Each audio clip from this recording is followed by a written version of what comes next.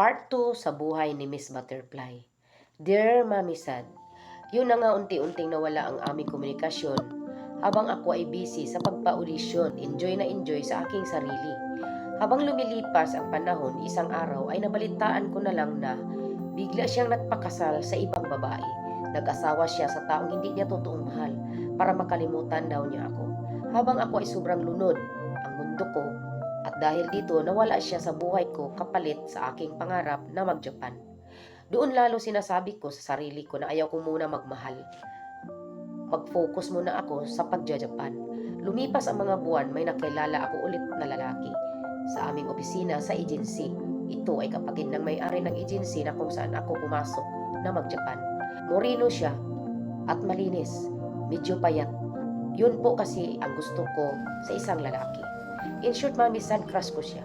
Sa unang pagkikita ko pa lang sa kanya, Mami Sad, naging magkaibigan na kami. Noon, ang tawag ko sa kanya ay crushy. Kaso sa club na aking tinatrabahoan while waiting sa tawag pa Japan, ay nalaman ko na may girlfriend na siya at may plano na silang magpakasal pag uwi galing Japan din. Kahit hindi kami, ay nasaktan pa rin ako. Aray, ang sakit, sabi ko sa sarili ko, Mami Sad. Habang wala ang girlfriend ni Crush, ako ay naging best friend niya. Dami naming banding sa isa't isa. Pag oras ng may audition, nandoon siya sa opisina kasama ako. Gusto ko siya.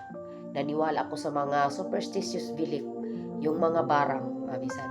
Doon ako naging makasarili dahil dumating ang punto na tinitirikan ko siya ng kandila. Isang kandila kada linggo para kay Crush hiniling ko na mapasa akin siya. Di ko akalain ay natupad ito. Natupad at binigay ng ama ang hiling ko. Naghiwalay nga sila at lilinawin ko po, hindi po ako ang dahilan ng kanilang paghihiwalay. May third party ang babae, Mami Sad. Nang malaya na si Crushy ay agad-agad niligawan ako ni Crush kasi crush din pala niya ako. At sinagot ko naman siya, sa madaling salita ay mag-shoota na kami.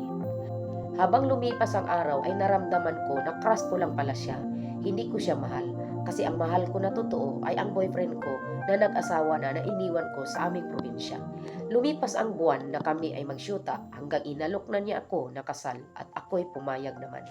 Dahil pumayag ako na pakasalan niya, dinala niya ako sa magulang niya at di ko makalimutan, December 25, 2002, pinakilala niya ako sa magulang niya sa Bulacan at dito nabigla po ako.